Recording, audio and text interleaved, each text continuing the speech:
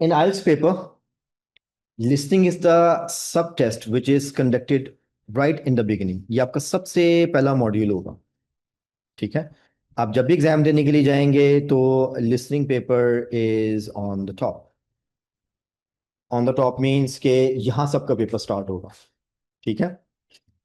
Listening का paper होगा, reading का पेपर होगा, राइटिंग होगा और फिर स्पीकिंग होगा, ठीक है। लिसनिंग का पेपर सबसे पहला पेपर है आपका। अब सिर्फ हम लिसनिंग के फॉर्मेट की बात करेंगे। आप में से कोई मुझे जल्दी से बता दे कि लिसनिंग में टोटल कितने पार्ट्स आते हैं? 4। ठीक है, उनके नाम क्या है? पार्ट 1, पार्ट 2, पार्ट 3 और पार्ट 4, ऐसे सीक्वेंस के अंदर। एक पार्ट में कितने क्वेश्चंस आते हैं? 10। तो टोटल कितने हो गए? 40। ये फिक्स्ड है, ये आइल्स का एक पैटर्न, ये फिक्स्ड है। 4 पार्ट्स हैं और उसमें 40 क्वेश्चंस हैं, और हर पार्ट के अंदर 10 क्वेश्चंस, ठीक है। पार्ट 1 की भी हम सिर्फ बात करते हैं। इन पार्ट 1 मोस्टली आजकल का जो लेटेस्ट पैटर्न चल रहा है उसके अंदर फिल इन द ब्लैंक्स ही आते हैं, जिसको आप नोट्स कंप्लीशन भी कह सकते हैं, फिलअप्स भी कह सकते हैं, and so on. Instructions are very clear right in the beginning. Instruction says to you one word and slash or a number. ये जो एंड स्लैश और है इसका मतलब है कि आंसर अल्फा न्यूमेरिक भी हो सकता है। मतलब 3 तरीके से आप आंसर लिख सकते हैं। आपका आंसर सिर्फ वर्ड में भी आ सकता है, आपका आंसर किसी नंबर वैल्यू में न्यूमरल्स में भी आ सकता है जैसे ये लिखा हुआ है, आपका आंसर अल्फाबेट्स और न्यूमरल्स में भी आ सकता है। तो there are 3 ways to fill up the answer. Good. Word, number और अल्फा न्यूमेरिक। यहां तक ओके? ठीक हो गया। When we say one word answer, इसका क्या मतलब हो? कितना लंबा आंसर हो सकता है? और वन वर्ड कितना लंबा होता है? दैट डिपेंड्स, ठीक है। फॉर एग्जाम्पल ये जो वर्ड लिखा हुआ है टोटल, ये कितने वर्ड्स हैं? ओके, और हेल्थ कितने वर्ड्स हैं? और क्लिनिक? एक। Very good. एक स्ट्रिंग ऑफ जो अल्फाबेट्स उसको हम वन वर्ड बोलते हैं। तो क्लिनिक में 1 2 3 4 5 6 अल्फाबेट्स है, मगर वर्ड तो वन है। तो जब किसी भी स्ट्रिंग ऑफ अल्फाबेट्स के अंदर गैप आ जाता है तो डेफिनेटली एक दूसरा वर्ड स्टार्ट होगा। तो ये डिपेंड नहीं करता कि 4 वर्ड्स का वर्ड होगा, अल्फाबेट्स का वर्ड होगा, 5 का होगा। वर्ड जितना मर्जी लंबा हो, जितना मर्जी छोटा हो, जब वो वन वर्ड है तो वन वर्ड है, ठीक है। दूसरी चीज, आइट्स के पेपर में जो करंट पैटर्न चल रहा है इसके अंदर आर्टिकल्स या जो हेल्पिंग वर्ड्स होते हैं वो फिलअप नहीं करवाते। आर्टिकल्स क्या होते हैं? A and the. बाकी आपके हेल्पिंग वर्ड्स क्या है? एट, फॉर, दिस, इन, और इस तरह के वर्ड्स से फिलअप करवाते हैं। वो जो मेन आंसर्स है वो नाउन्स, वर्ब्स, एडजेक्टिव्स वही फिलअप करवाते हैं। अब ये नाउन, वर्ड्स, एडजेक्टिव्स को हम साइड पे करते हैं, सिंपली कोई ना कोई वर्ड जिसका मीनिंग आता है वो फिलअप में जाता है, हेल्पिंग वर्ड्स नहीं जाता। गुड। यहां तक बात ओके है? क्योंकि आंसर ही वन वर्ड का है। तीसरी चीज, जब भी टेप आपकी प्ले होगी it's going to go in one single sequence. आइट्स का ये पैटर्न है, फिक्स्ड है। कभी भी वो इसको हैप हैजर्ड प्ले नहीं करेंगे। और जो इस पेज पे लिखा है उन्होंने सब बोलना है, ठीक है। हाँ, चैलेंज सिर्फ ये है कि जो लिखा है वो एज इट इज नहीं बोलना। जैसे यहाँ पे लिखा है कॉन्टैक्ट फोन, जरूरी नहीं हो सकता वो कहे जी सेल नंबर दे दें, हो सकता है वो कहे लैंडलाइन नंबर दे दें, तो बात सेम होगी, ठीक है। डेट ऑफ बर्थ है, हो सकता है वो कहेगा जी आप कब पैदा हुए थे, व्हेन यू वर बोर्न, तो बात तो सेम होगी, ठीक है। ऑक्यूपेशन हो सकता है वो कहे जी व्हाट इज योर जॉब, या what kind of work you do, ठीक है। What is your job title, इस तरह की कोई भी बात कर सकते हैं, तो ऑक्यूपेशन का वर्ड तो ना बोला। अभी गुड? ठीक है, अब इस पे मैं और मजीद नहीं बोलूंगा। आई am just gonna play the tape. हम 10 के 10 क्वेश्चंस इकट्ठे अटेंड करेंगे। आप इसका आंसर लिखिएगा सुनते सुनते एज द फॉर्मेट इज, और उसके बाद जब आंसर्स कर लेंगे then we will go over it again. सब ओके है? ठीक है। So in the meantime I am just playing the tape, आप इसको दोबारा से पढ़ सकते हैं।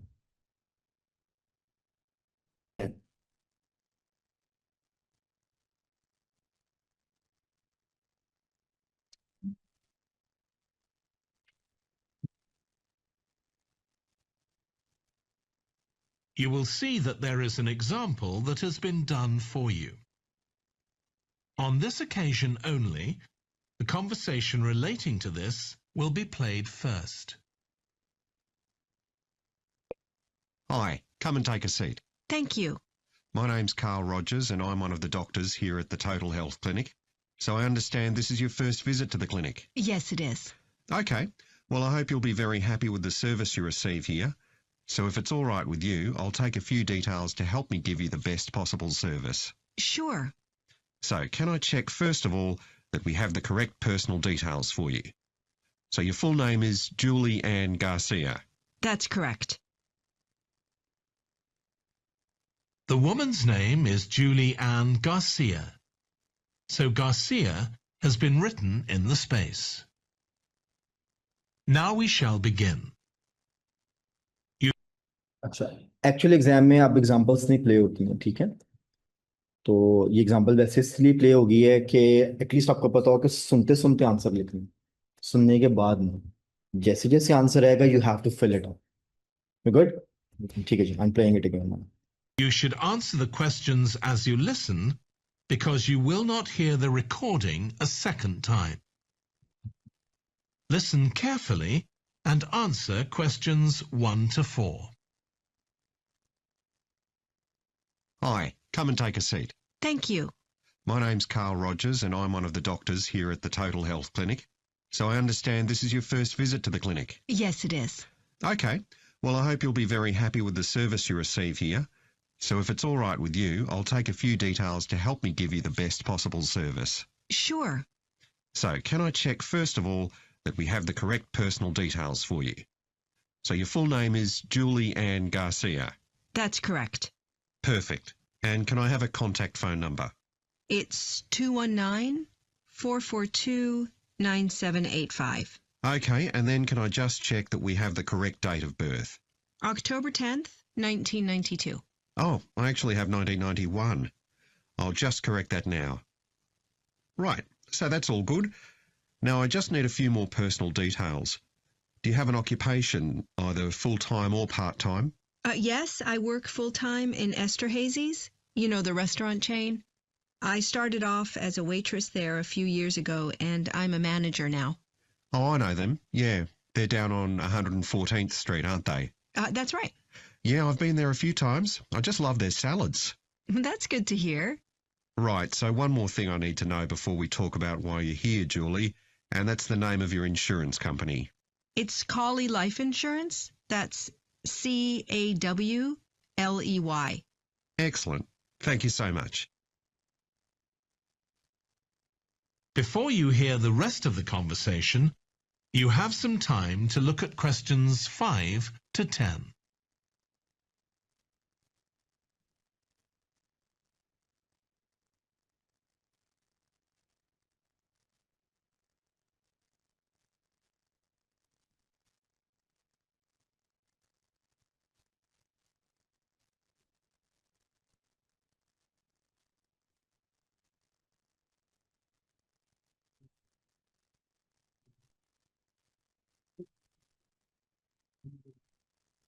Now listen and answer questions 5 to 10.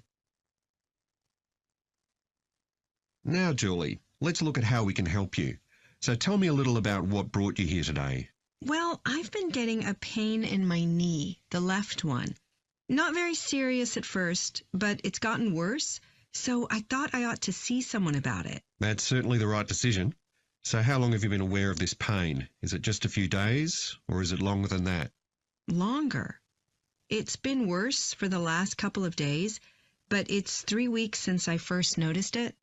It came on quite gradually, though, so I kind of ignored it at first. And have you taken any medication yourself or treated it in any way? Yeah, I've been taking medication to deal with the pain, Tylenol, and that works okay for a few hours, but I don't like to keep taking it. Okay. And what about heat treatment? Have you tried applying heat at all? No, but I have been using ice on it for the last few days. And does that seem to help the pain at all? A little, yes. Good. Now, you look as if you're quite fit normally. I am, yes. So do you do any sport on a regular basis? Yes, I play a lot of tennis. I belong to a club, so I go there a lot. I'm quite competitive, so I enjoy that side of it as well as the exercise, but I haven't gone since this started. Sure. And do you do any other types of exercise? Yeah, I sometimes do a little swimming, but usually just when I'm on vacation. But normally I go running a few times a week, maybe 3 or 4 times. So your legs are getting quite a pounding, but you haven't had any problems up to now. No, not with my legs. I did have an accident last year when I slipped and hurt my shoulder, but that's better now. Excellent. And do you have any allergies? No, none that I'm aware of. And do you take any medication on a regular basis? Well, I take vitamins, but that's all. I'm generally very healthy. Okay. Well, let's have a closer look and see what might be causing this problem. If you can just get up. That is the end of part 1. You All right, I'll give you the answers. You can reconfirm, please. Number 1 answer is 21944299785. Question number 2 answer is October 10th. अच्छा, जब भी वो month का नाम लेते हैं तो आपने मंथ का नाम ही लिखना है और उसको शॉर्ट फॉर्म में नहीं लिख सकते. अगर आपने OCT लिखा है और आप पेपर सबमिट कर देते हैं तो आंसर गलत हो गया. हाँ, ड्यूरिंग लिसनिंग आप अपने लिए लिख सकते हैं OCT, मगर सबमिट करने से पहले it has to be full spelling OCTOBER October. और 10th के साथ TH लगाना जरूरी नहीं है, ठीक है. हाँ, खाली 10 जरूरी है.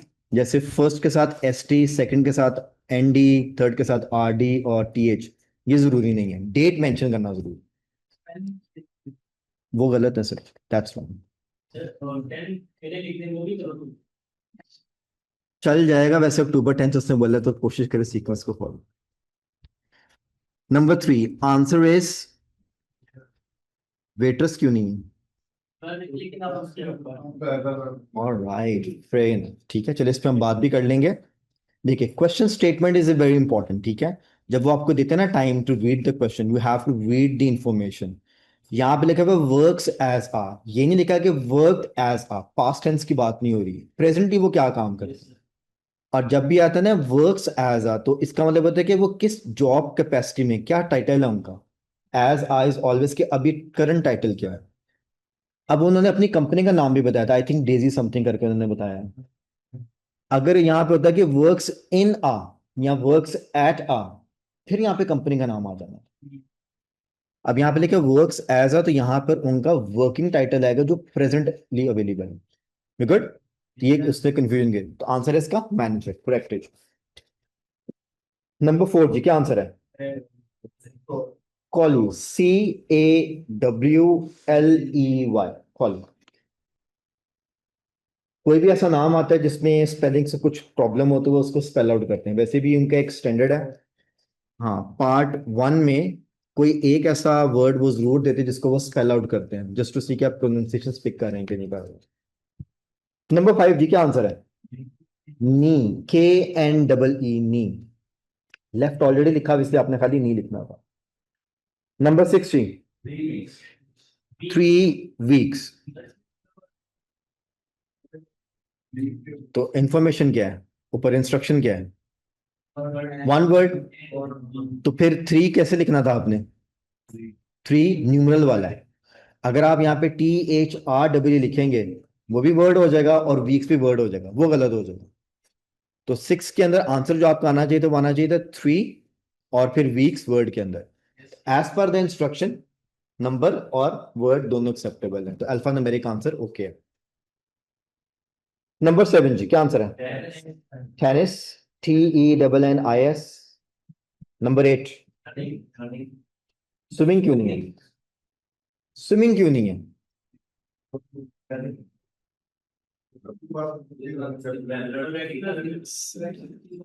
स्विमिंग उन्होंने वैसे भी कहा था मैं वेकेशन में करता हूँ. यहाँ पे लिखा है रेगुलरली, तो आपने वो वाली एक्सरसाइज लिखनी थी जो पेशेंट रेगुलरली करता है यहाँ पे. तो यहाँ पर उसने कहा है कि मैं जो रनिंग है वो रेगुलरली करती हूँ 2 और 3 टाइम्स इन अ वीक, इसलिए इसका आंसर रनिंग आएगा. अगेन, जो भी इसके ऊपर लिखा हुआ है उन वर्ड्स को खास तौर पे आपने फॉलो करना है, उसके मुताबिक आंसर आ रहा, तो इसी को हम कीवर्ड्स बोलते हैं. ऑलराइट जी, number 9 shoulder. Correct. And number 10 vitamin, plural में है, VITAMINS, विटामिन। हाँ जी, अगर किसी भी क्वेश्चन में कोई प्रॉब्लम है, आप उसको दोबारा सुनना चाहते हो तो प्लीज लेट मी नो। हाँ जी, कुछ सुनना है दोबारा इसमें? कोई कंफ्यूजन, कोई प्रॉब्लम किसी भी स्टेटमेंट में? अपना अपना बताएं, साथ वाले की बात ना सुने। आप अपना बताएं कि आपको समझ आ गया, इधर से फीमेल्स सब ओके है, इधर मेल्स बैठे हैं, आप जो आपको समझ आया है, आपकी जो फर्स्ट क्लास है सर, सब ओके है? तो बहुत अच्छे स्टूडेंट हो। चलिए ठीक है, फिर इसकी मैं फाइनल बात करते हैं, फिर इसको हम क्लोज करते हैं। Part 1 is the easiest portion of the listening. Test शुरू भी यहां से होगा और बाय डिफॉल्ट पार्ट 1 सबसे पहले आता है। कोशिश आपकी होनी चाहिए कि पार्ट 1 में 9 10 स्कोर मेंटेन करना है। 10 आ गया तो परफेक्ट है, वरना 9, क्योंकि इसमें इजीली 9 10 स्कोर आ सकता है।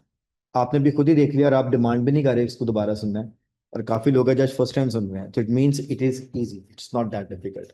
बस है कि टेप चलने से पहले वो जितने क्वेश्चंस के उतने ही पढ़ने हैं, और उसको बकायदा अंडरलाइन कर लेना, मींस पेपर के अंदर आप हाईलाइट कर सकते। गुड, ठीक हो गई। चले जी, पार्ट 2 पे आ जाए।